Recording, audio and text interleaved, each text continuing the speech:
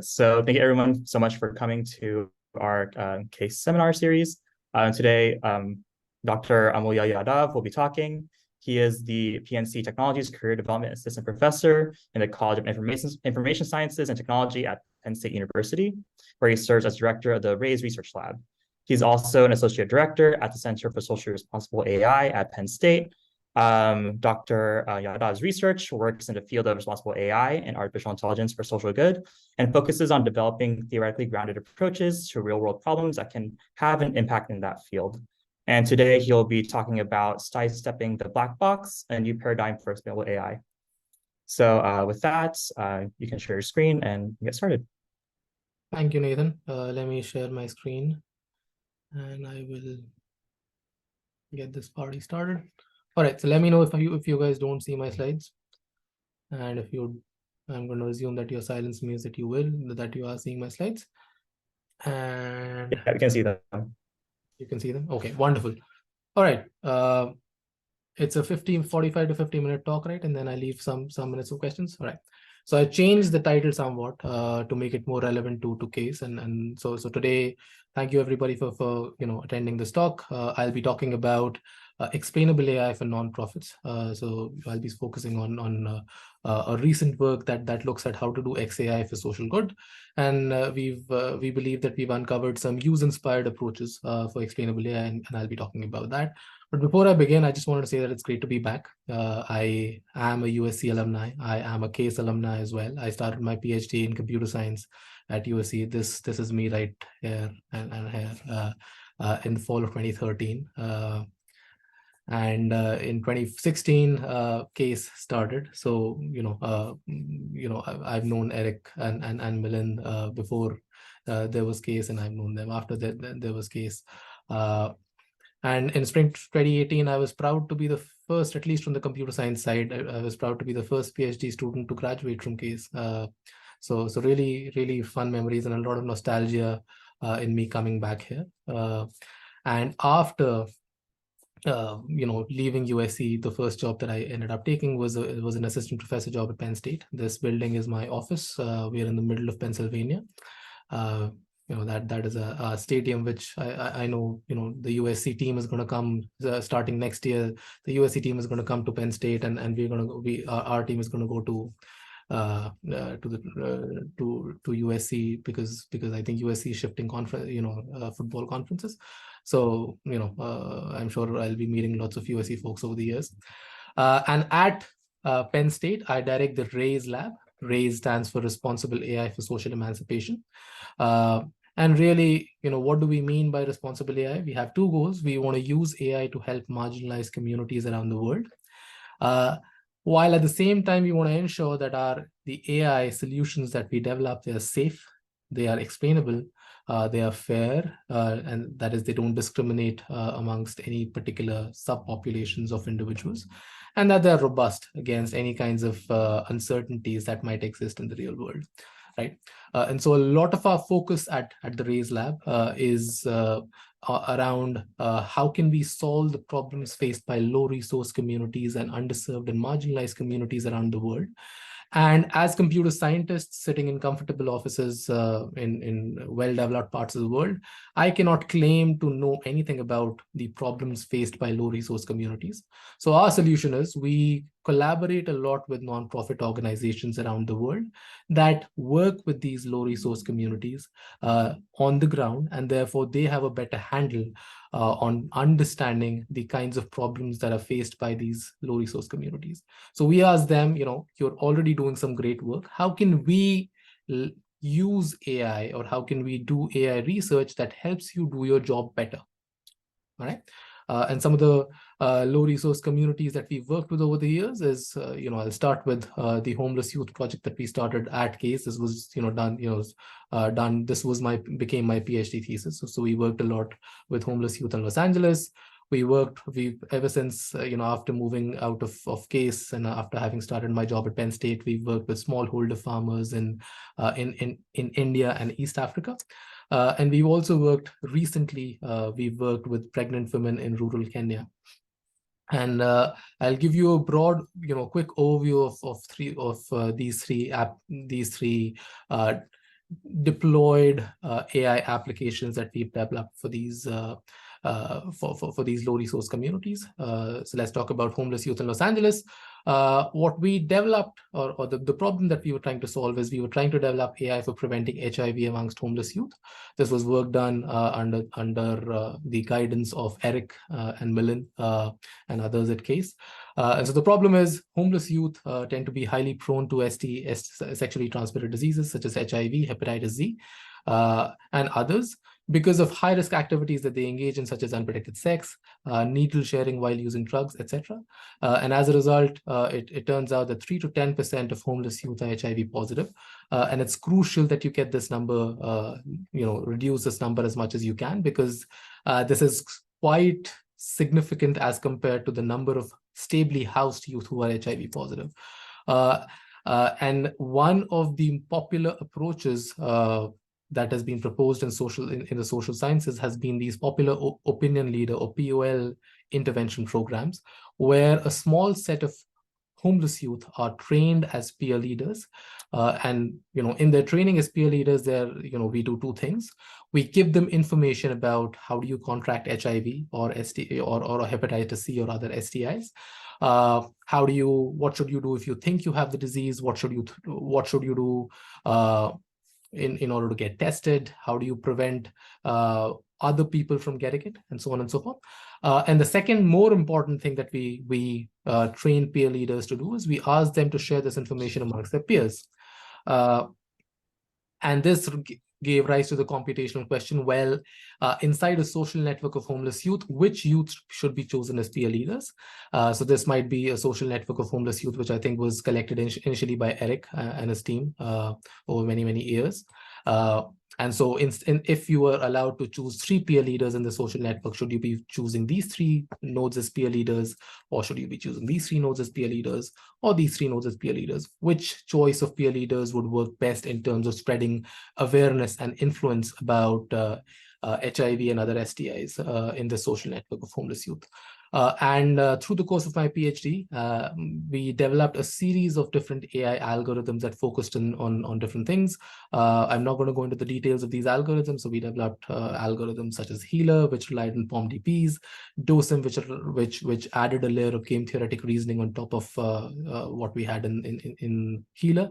And then we had a final practical algorithm called Change. And basically, we tried to deploy these algorithms in a clinical trial that ran for about 2 years with, I think, 713 homeless youth in homeless youth drop-in centers in Los Angeles. And what we saw is that people, or homeless youth who were enrolled into the AI arm of the study, they saw a reduction in terms of important metrics such as condomless anal sex and condomless vaginal sex, both at 1 month and 3 months after the intervention that ended. We are comparing Change, which is one of the algorithms, the AI algorithms that we've developed, that's the green line, with degree centrality, which is another popular approach in social sciences literature that is used to select these influential peer leaders. Degree centrality basically says, in your social network, select the nodes which have the most number of friends as your peer leaders. And on the y-axis, we are measuring the proportion of people who report engaging in condomless anal sex or condomless vaginal sex at baseline, at 1 month and 3 months. And as you can see, after the implementation of the interventions cause a reduction in the reported frequencies of condomless anal sex and vaginal sex, but this reduction is greater in the AI arm, in the change arm of the study. So there's a faster and larger decrease in Change group. Overall, we were able to see a 33% reduced risk of condomless anal sex amongst folks in the AI arm of the study, and there was a 21% reduced risk of condomless vaginal sex. However, one key question that we encountered from experts at the homeless youth drop-in centers is many of them had questions about why is the AI approach doing better than the current modus operandi, which was degree centrality. So they really wanted to understand why is the AI approach doing better. And we did some work in Explainable AI based on this motivation. But what I want to emphasize is that this stakeholder or this, these set of domain experts in this domain, they did care about trying to understand why the AI approach is working the way it's working. Okay. Let's move on to the second case study. After having joined Penn State, I've worked a lot with smallholder farmers in India and East Africa. And one of the things that we worked on is developing AI tools to protect protect the crops of smallholder farmers in these countries. For instance, one of the things that we worked on is we developed tools for the United Nations FAO, Food and Agricultural Organization, to respond to the 2020-2021 desert locust crisis. Locusts are insects that move in swarms, and they destroy and eat up all crops, anything that comes in their way, really. They can eat crops, they can eat leather, they can eat dead bodies. You put anything in their way and it goes to waste. And so in the year 2020, it was already COVID year, so supply lines were stretched. And on top of that, there was a terrible locust swarm infestation that happened in East Africa and in Asia, many parts of Asia, including India, that ended up destroying 40% of the food that was produced in many countries. So food supply lines were really stretched, and it was labeled a catastrophe by the United Nations FAO. And how do you respond to that? Well, we partnered with a nonprofit organization called Plant Village, which had developed an application, a smartphone application for the UN FAO that they call the eLocust 3M app. Through which they basically crowdsourced the collection of data about where locust swarms are right now. They crowdsourced the collection of this data to farmers. So they told farmers in their network, hey, download this app. You can use it for free. And anytime you see a locust swarm in front of you, take out your phone, open this app and take a picture. And that picture gets recorded as a geocoded observation with the latitude and longitude. At this day and time, we saw a locust swarm here. So the red dots on this map represent confirmed presence of locust swarms on a particular day at this particular latitude and longitude. And similarly, a farmer might also open up their phone and say, I don't see a locust swarm on any given day. So we also have negative observations. So this, for example, represents that on this particular day, a farmer who volunteered to provide this data did not see a locust swarm in front of them. So we have data that spreads these locust observations, both positive reports and negative reports, that spread across space and time. And as you can imagine, since this is volunteer-led data collection, you have these huge gaps across space and time. You have lots of reports for a single swarm. Maybe in urban centers, lots of farmers tend to report information about the same swarm, whereas there are these entire dark spots in the map where you don't have any information about whether there are locust swarms or not, right?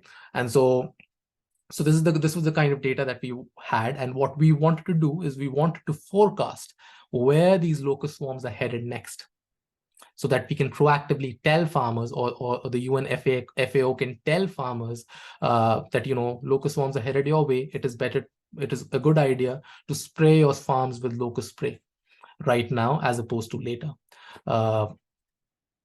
And so we developed a spatiotemporal deep learning model called PLAN. Again, I won't go into the details because that's not relevant for this talk. And we ended up deploying or developing through this PLAN model, we ended up outputting heat maps that forecasted the possibility of locust swarms being present in a particular region, a geographic region of the map, 3 days into the future, 5 days into the future, and so on and so forth. And through this E3LM app, this application has been deployed with 400,000 farmers in East Africa and in India. And it was also covered by the New York Times. But again, one of the feedback, one particular feedback that we keep hearing again and again is that farmers who are operating these smartphone applications, basically the end users of this application who will get directed in, notifications that locust swarms are headed my way, towards my particular farm. We consistently keep getting this feedback. Why is the AI predicting that my farm is at risk of locust swarm invasion, when it is predicting something completely different for my friend's farm, which is who lives 2 villages away? So we also see that farmers in this domain also we've experienced that they also tend to would like to understand better why is the AI predicting something for their particular farm location, or why is it not predicting something for their particular farm location. The third case study is the most recent case study. This got over just 6 months ago. We worked with pregnant women in rural Kenya. The state of maternal health care in Kenya is quite quite unbalanced, because there's a huge mismatch between supply and demand.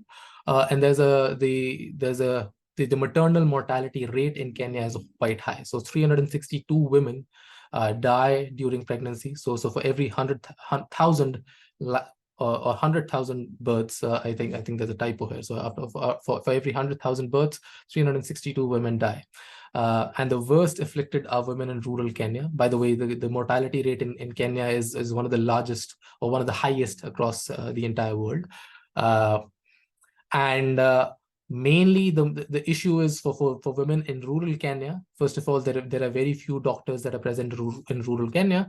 And when a woman is pregnant, they don't know when to go see a doctor, right? So if I have a headache today, I'm not going to see a doctor. I'm not going to go see a doctor. I'm just going to wait it out. Let's see, maybe my headache resolves itself within a day or two.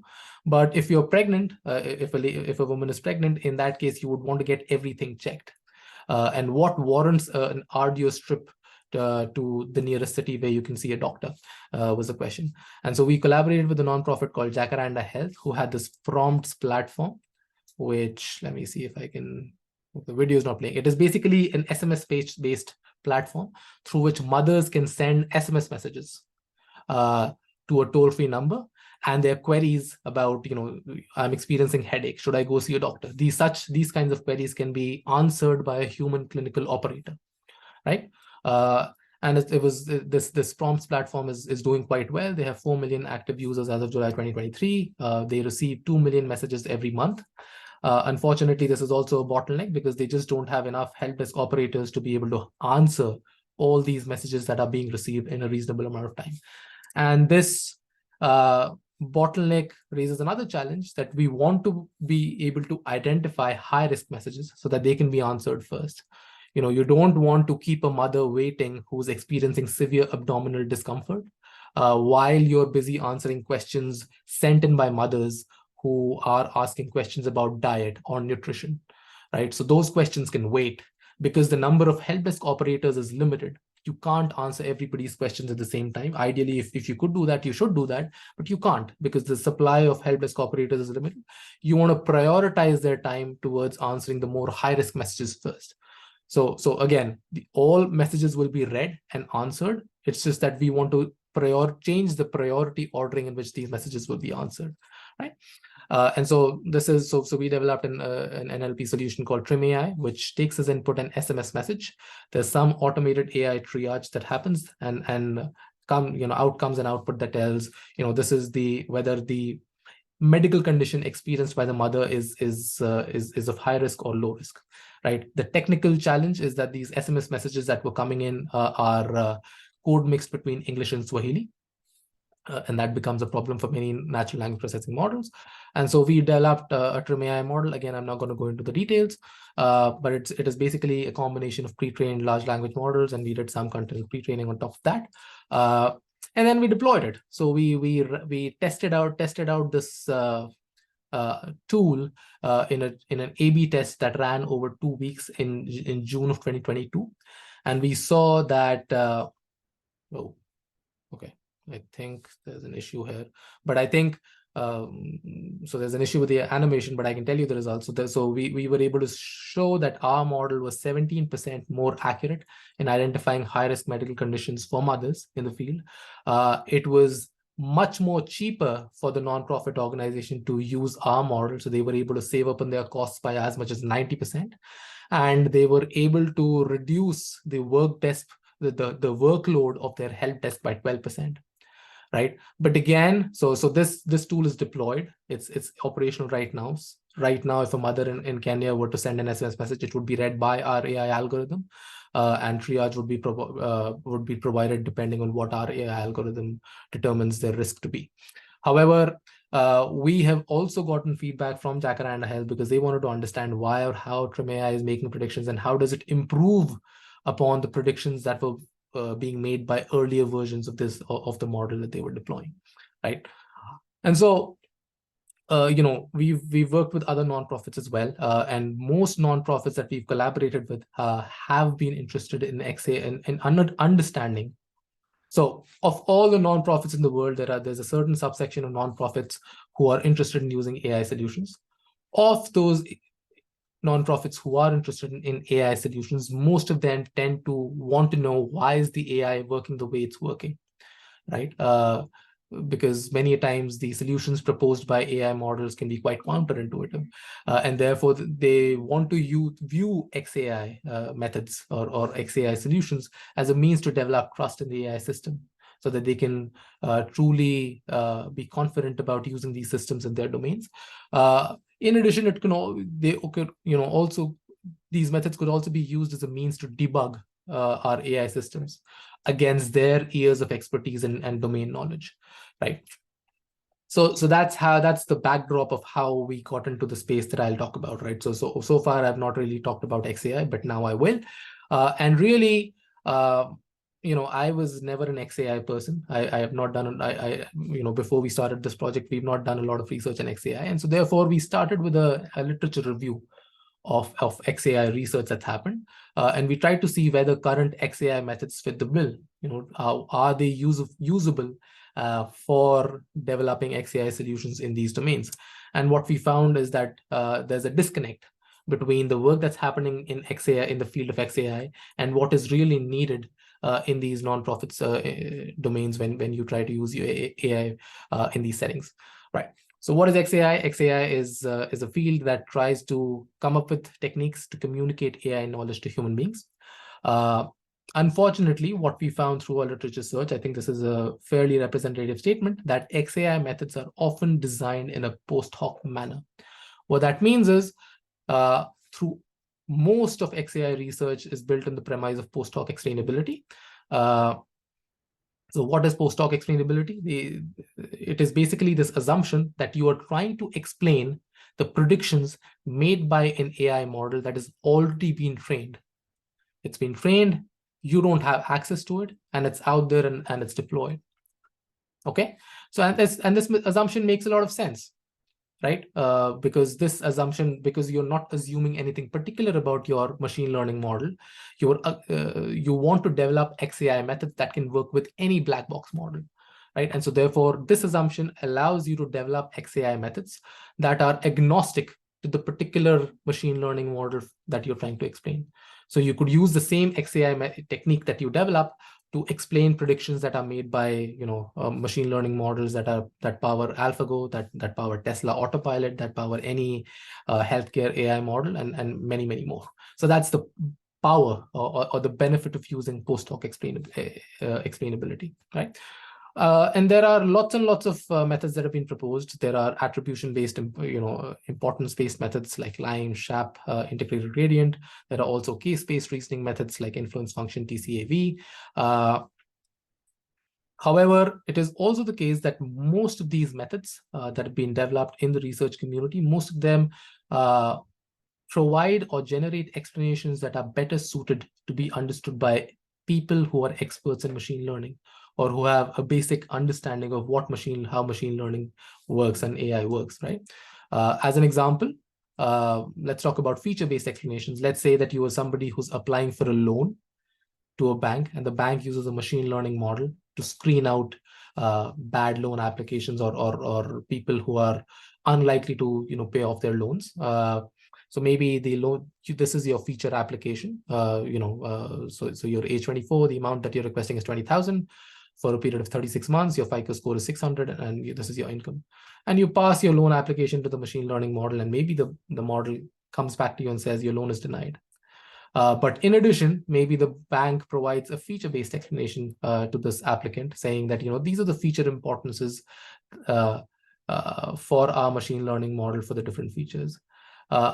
I claim that these feature importances it is very difficult to understand what to do with these featured importances for lay people. In fact, even if you were to ask me, how can somebody or how can a loan applicant change their loan application based on such an explanation, it would be very difficult for even me to give you an answer as to how should they change their loan amount, how should they change their duration, their FICO score, so as to make it more likely that the machine learning model can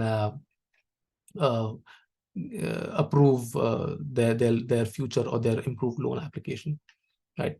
On the other hand, there's this subfield of research in explainable AI called counterfactual explanations, which are poorly named because these counterfactual explanations have nothing to do with counterfactuals of causal reasoning. So let me just define what a counterfactual explanation is. So a counterfactual explanation involves you creating an artificial data point. Okay, so if you want to explain or provide an explanation to this loan applicant whose loan was denied with this loan application, you want to provide that explanation by providing this loan applicant with a new data point, an artificially constructed data point, wherein you try to make minimal amount of modifications to the features, such that with those minimal modifications, this new artificial loan application could get accepted by the bank's machine learning model. All right. So you want to try to minimize the amount of changes or the number of changes that you want to make to the original loan application, such that you get a more favorable prediction. So in this case, if this is the artificial loan application that you provide, the explanation that you would give them is, well, you can keep your entire application as is. You just need to reduce the loan amount that you're requesting by $4,000 and work on improving your FICO score by 50. And that's all that is needed for you to get a better prediction or for your loan application to get through. And this is what we call as a counterfactual explanation, right? So more formally defined, let's say you have some data, some positive examples, some negative examples, and this is the decision boundary. So there's some function f, which represents this decision boundary. To explain the prediction f of x for some point x, you want to generate a new data point, which we call the counterfactual explanation, such that two things are satisfied. We want this counterfactual to be valid. What does that mean? Validity means that we would want this counterfactual to lie on the opposite side of the decision boundary, such that it gets a more favorable prediction. So if our original application is getting rejected, right over here, so all the reds are applications which got rejected, we would want to generate a counterfactual which lies on the green side of the decision boundary. Right, so it has to be valid, and we would also like to minimize the cost of change. Right, we want to minimize the number of changes or the distance between this point, original point, and the counterfactual point. Right, so there are two differing objectives that we have in mind when we generate counterfactual explanations. We want the counterfactual to be valid. Right, we want to generate an artificial point which lies on the other side of the decision boundary, which lies on the better side of the decision boundary. And we want to generate this point while minimizing the cost of change that we have to incur when we change the original to the counterfactual. And this is the cost and validity trade-off, which is key in generating counterfactuals. Because really, if you just cared for cost of change, if you just wanted to optimize cost of change, that is a trivial problem. Right?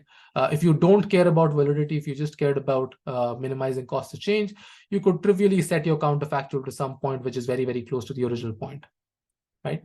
And you would have very low cost of change, but it would not be a valid counterfactual, right? Similarly, if you just cared about validity and you didn't care about cost of change, again, it's very trivial. You can set your counterfactual to any sufficiently distanced point, and you would incur a high cost of change, meaning the person would have to make a lot of modifications to the loan application to get a favorable prediction, but at least it would be valid. But what we're really interested in is we want to optimize both of these things at the same time, such that we find a point which just lies on the opposite side of the decision boundary. Well, we don't want to do that. We don't want to output adversarial examples. If we just cross the decision boundary, that would be an adversarial example. But we want to cross a decision boundary, through by a reasonable amount, and yet we don't want to spend a lot in terms of minimizing, in terms of cost of change. I'll stop right here and see if there are questions while I have a sip of water. All right. So there are no questions. Let's. So what we've discussed so far is that counterfactual explanations provide you with an explanation technique that are better suited when you want to provide explanations to end users or to stakeholders who are not necessarily machine learning experts. And therefore, these counterfactual explanations are quite well suited when we want to provide explanations to stakeholders that work at nonprofits organizations around the world who have, who are not experts in machine learning and AI, let's say, right? And so when we looked at the overall amount of work that's happened in the field of counterfactual explanations, we came across two different kinds of methods. There are non-parametric post-hoc methods. What does that mean? That basically means that if you want to find the counterfactual explanation for point X, meaning you're trying to generate this point XCF, you solve an optimization problem wherein you have two terms. The first term tries to optimize the validity. The second term tries to optimize the cost of change. You trade off these terms with the lambda parameter. And then you optimize and you solve this optimization problem somehow, and you find XCF, which is your counterfactual explanation. The problem is that you would have to resolve this optimization problem for every single input instance that you have. And therefore, in general, solving this optimization problem can be quite computationally intensive. So therefore, these non-parametric methods are slow. All right. Another idea is that you could use a parametric post-hoc method, wherein you solve the exact same optimization problem, but instead you say, I'm going to represent this entire optimization problem through a model, through some sort of a parametric model, like a neural network. And I'm going to train my machine learning, my neural network to output counterfactuals directly that optimize the balance of these two objectives. Okay. Unfortunately, all of the prior work that has happened in this space inside counterfactual explanations, and not just in counterfactual explanations, but across all of explainable AI, focuses on building methods for post-hoc settings, right? Again, so let me reiterate what post-hoc methods are. Post-hoc methods are methods wherein you are trying to develop an XAI method that can work with any black box model. So it is agnostic to the particular machine learning model that you're trying to explain. All right. This is useful when you, let's say, are a third-party individual who's trying to explain the machine learning model that is housed inside Amazon. So let's say you want to generate counterfactual explanations or explanations for Amazon's recommender system. In that case, the post-hoc setting is quite reasonable. You are unlikely to ever get access to Amazon's recommender system. And if you want to audit Amazon's recommender system from the outside, assuming that you have black box access to the machine learning model, aka recommender system, is quite reasonable, because that is the best that you can assume, right? However, in our setting, when we are working with nonprofit organizations, we are the ones who are developing these AI-based solutions for them, right? So we know our own machine learning model. And in this setting, having to work with XAI methods which don't look at this machine learning model, which we have access to, is overly limiting. So the idea is that, post-hoc methods or post-hoc methods in explainable AI, and there are lots and lots of methods that work with post-hoc settings, in the XAI field. All of them are designed when you are trying to explain that they've been designed for settings when you want to explain predictions of third-party proprietary models to which you don't have access to, and you would still like to generate explanations for those third-party proprietary models which have already been trained, which have been deployed, which are out there, and but you don't have access to their internals. Okay. However, in our setting, we do have access to the machine learning model that we are developing for these nonprofits. And therefore, we should be able to use and look at this machine learning model when we generate our explanations, right? In fact, so therefore, this is the main disconnect that we've seen between the work that's happening inside the field of XAI and the settings that we were encountering when we were working with nonprofits organizations around the world. Mainly, the difference is that we would like to develop XAI methods that can look at the internals of a machine learning model that we have access to because we are the developers, and can then generate counterfactual explanations or any kind of explanations that are better aligned with the prediction model that we have.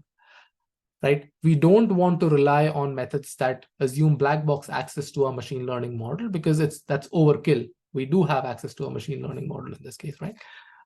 In fact, I would argue that situations where such methods might be needed is not just limited to when you want to use AI for non-profit organizations. We argue that the world is getting increasingly cagey about how data is used and how AI methods are used. It started off with the European Union enforcing the GDPR regulation, which amongst many things enforces the right to explanation. So any EU citizen, if they've been affected by an algorithmic decision, they have a right to get an explanation for why they received the decision that they received, right? And I would argue that as these rules become more and more commonplace around the world, California has its own rule. India just adopted the first iteration of its first iteration of a data regulation rule. And I would argue that as these rules and regulations come up and pop up in other parts of the world as well, machine learning developers, people who are providing machine learning based products, they will be incentivized to themselves provide explanations for their predictions, right? So far in the world of AI, explainable AI was a nice to have feature, right? It's something, it's not something that is a must, that you must have. But as things like right to explanation become commonplace, it would, machine learning developers would be legally required to also generate explanations for the predictions that their systems are generating, right? So they would be incentivized, and in this setting also, these machine learning developers would have access to their machine learning model. So therefore, the black box assumption would not apply in these increasingly common scenarios as these rules become more commonplace. So therefore, this slide is making the argument that even though we definitely know that the black box assumption is overly limiting when you're deploying AI solutions for nonprofits, I argue that such situations are going to become even more common as data regulations pop up in other parts of the world as well. Okay. So yeah, so post-hoc methods are overly limiting because you assume that the machine learning model that you are trying to explain, that's a black box model. You don't know what is inside that model. You just assume query access. As a result, the counterfactual explanations that you might generate will be uninformed or will be unaligned, will not be aligned with the actual machine learning model that you have, right? And so therefore, in the last 1 or 2 years, what we've done is we've asked, do we really need to restrict ourselves to post-hoc explainability? And if not, how would a departure from post-hoc explainability look like? Okay. And so we are going to present our recent results, our recent paper in KDD 2023, where we've taken the first steps towards departing from this post-hoc paradigm of explainable AI by developing the first ever prediction-aware explanation systems, wherein we are saying where this setup is to be used in situations where the explanation, when you are generating explanations for your predictions, you also have access to the machine learning model, right? So it's not supposed to be you can't hope to use this you can't hope to use this framework in situations when you're trying to explain predictions of Amazon's recommender system. This is not for that setup, right? If you want to explain predictions made by a third-party proprietary model, definitely go and use the post-hoc methods. But if you are in a situation where you're working with a nonprofit, or if you are a developer in the EU and you are developing an AI product and you have to comply with something like GDPR, in that case, since you have access to your machine learning model, we've developed an approach that allows developers who are working with nonprofits or who are trying to comply with data regulation laws to generate explanations that can rely on this knowledge of the machine learning model. Okay. So the first model, this model that we'll talk about is CounterNet. And I'll go over the architecture of this model. So it's basically a neural network architecture, and it has three components. So the input is a data point that gets passed into an encoder network, which ends up converting the input into a dense latent vector representation. That dense latent vector representation is passed as input into two separate subnetworks. There's a predictor network that generates as output a prediction. And it is that dense latent vector representation is also passed as input into a CF generator network or a counterfactual generator network, which generates as output a counterfactual explanation. So this network will generate two outputs simultaneously. It will generate a prediction, and it will also generate a counterfactual explanation. So in other words, we are generating, or we are training the prediction network and the counterfactual generator network together as part of the same network. Okay, so both these things are being trained simultaneously so as to ensure better alignment between the predictor and between the predictions and the corresponding counterfactual explanations. Yet another aspect of this architecture that I'd like to point out is that the final representation of the predictor network, just before you generate the prediction, that final representation of the final layer in the predictor network is passed as an input into the CF generator. And this is analogous to you passing some information about the decision boundary that you're learning to the CF generator, so that the counterfactual generator can rely on this knowledge when it sets about generating counterfactual explanations. Does it make sense? So in other words, the claim is that you cannot generate good quality counterfactual explanations if you don't know the decision boundary. Because if you don't know what decision boundary you have, you don't know when you've crossed that decision boundary. And therefore, to give the counterfactual generator network some indirect information about the decision boundary, we pass the last representation learned by the predictor network as an input into the CF generator. Okay? So again, the outputs are twofold. We generate, it'll output for any data point, we'll output a prediction, and we'll also output a counterfactual explanation for the prediction. And we have three objective, we have a three-part objective function. There's a prediction. Obviously we care about accurate predictions. So there's a prediction loss, there's a validity loss, because we want our counterfactuals to be valid. We also have a proximity loss because we want to minimize cost of change. And then, we combine all these three terms with lambda parameters. Those are trade-off terms, and that's our objective function. Okay. You could optimize this using gradient descent, simple vanilla gradient descent, but it turns out we tried that and we were getting really poor convergences. So it was very difficult to get this model to converge. And what we found is that the reason it was happening is because inside our objective, this three-part objective, the first part, the prediction loss and the validity loss, they have divergent gradients. So we were able to show that under reasonable assumptions which tend to be satisfied, the prediction loss and the validity loss, they tend to have divergent gradients, and hence they cancel out when you add up these three terms inside the objective function, and that leads to training instability.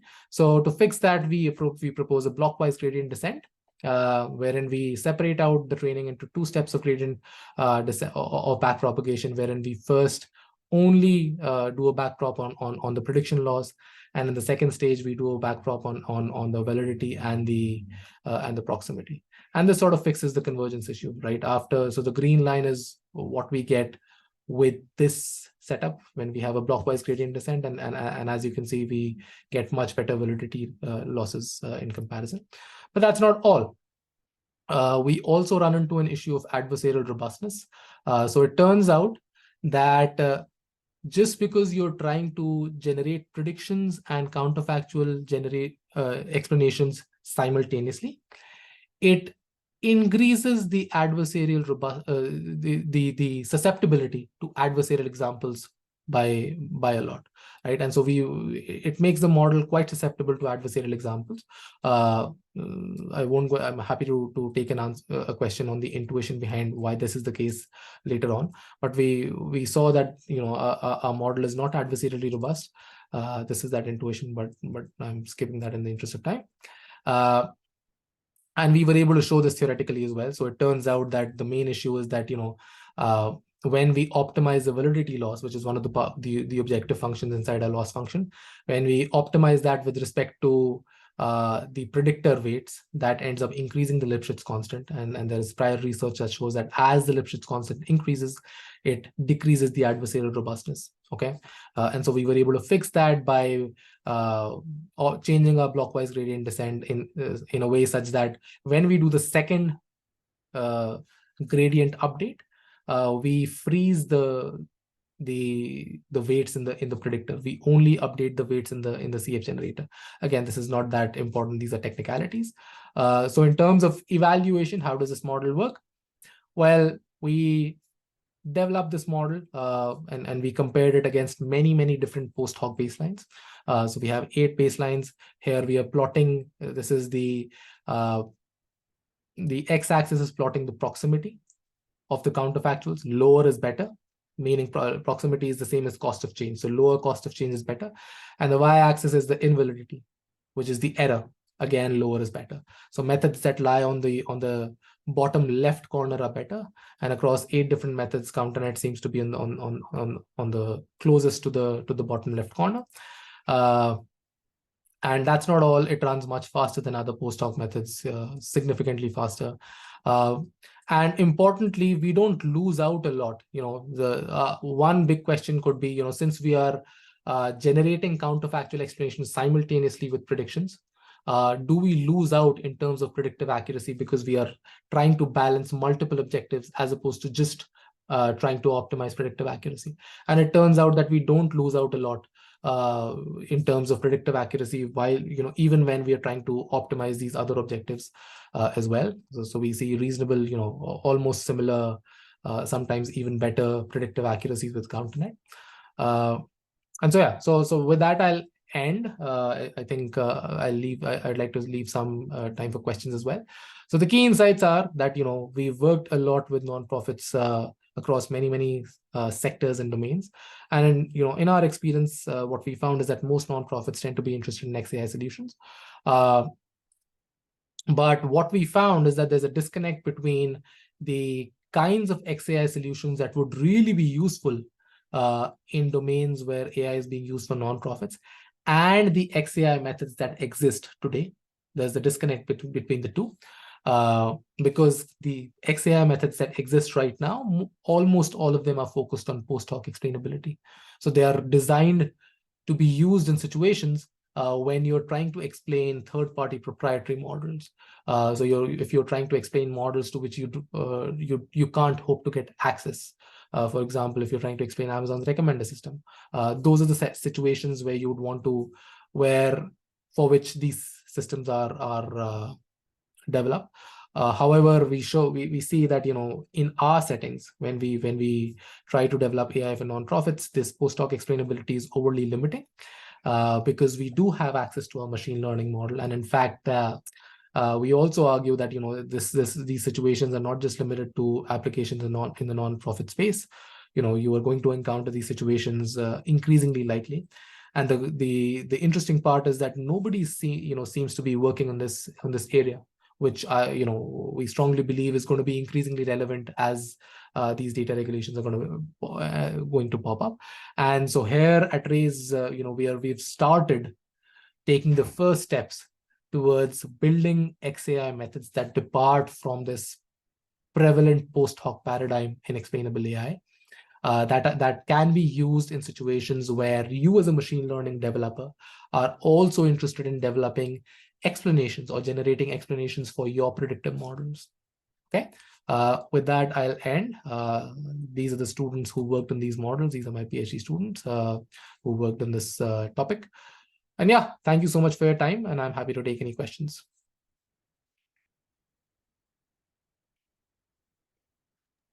Thank you so much. So if anyone in the in this webinar has any questions, feel free to put them in the Q&A. So I guess I can start with one of my questions. Yeah, I have a question too, but go Eric ahead. can go ahead. Well, go ahead, Eric. what question I have, Emily, this is great work, and I'm pleased to see that given your interest in working with communities, that you're also now interested in explainable AI and helping those communities to understand better the solutions that you're building for them. Have you had an opportunity to use the explainable AI methods that you've been creating with your stakeholders? Because most of this you were reporting out on the development of it, but I was curious if you've actually seen it. Like, do people understand the answers that you're giving them? So great question. I think the answer is no, and the reason it's a no is because I think we've just taken the first baby steps at developing the first set of methods that can develop explanations of the kind that we need. And really, if you think about the kind of things that we want to, what would that ideal solution look like? We would like to develop solutions because, real world data can be messy. It can be multimodal. You can have text, you can have numbers, you can have all sorts of things. And it turns out that the solutions that we've developed right now, they only work with tabular data sets. And we really have to work, really hard to be able to develop these methods, even for tabular data sets. And when you go to nonprofits, many times you won't get tabular data, right? You'll get all kinds of unstructured data. And therefore, a lot needs to be done before these things or these techniques are mature enough so that they can handle any kind of data that you might experience with any kind of nonprofit that we might experience. For example, in the most recent work that we've done in Kenya with Jacaranda Health, that has text-based data because the data is SMS messages, right? Our methods can't handle text-based data right now. And so right now we have a work in progress where we are trying to generate counterfactual explanations for text. But that's not all. So yeah. Yeah, no, I was just going to ask. I mean, what would even perhaps this is naive for me, but I'm never afraid to ask those sorts of questions. I mean, I understand what a counterfactual in, say, the context of the credit score is, right? But what is a counterfactual explanation for a text? You're trying to say this is a high risk text, deal with it, but what does the counterfactual for that look like? So there are lots of applications for It's a great question, by the way, and it took us a while before we were able to figure out what would counterfactuals for text mean. And really, all of the rewriting efforts that are happening in I'm sure many of you use rewriting on a day-to-day basis when we use Grammarly, for example, in our web browsers, right? When we have a particular message, maybe right now it's grammatically incorrect, so that's the prediction. What are the minimum amount of modifications that we would like to make to this message so that it now becomes grammatically correct, right? Or what is the minimum amount of modifications that we would like to make to this message to go from a negative sounding message to a respectful message, right? Similarly, so those are the kinds of applications that you could hope to solve when that would be most relevant for for counterfactuals in the text domain. And in our particular setup, it's what needs to change in this SMS message, or what it can be used to basically understand what words are most critical, are deemed to be most critical by a machine learning model that the model is heavily relying on as it is making its determination of high risk versus low risk, right? So if you just change, so this is the SMS message, it's currently being predicted as a high risk message. If you just change this word by this other word, suddenly the model says it's a low risk message. So really, so that would be the counterfactual, right? If you just change one word, and that would tell you a lot about the internals or the things that the model is relying on as it's making its predictions, which can be used to debug the model to figure out, maybe the model is predicting or is learning rules that make no sense. For example, maybe the word that needs to be replaced is you go from hello to hey, and the prediction changes from high risk to low risk. That wouldn't make sense. So if we encounter these things, that could be used to improve the accuracy and the real world applicability of our model, basically.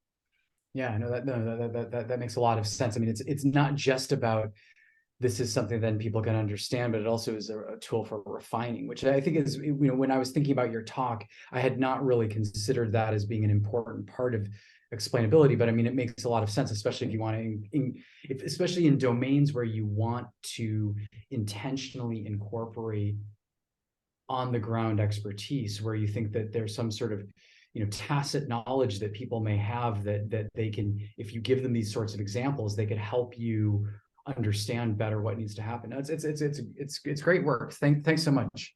Great, thank you. Yeah. And just in our last minute, there's one question in the chat.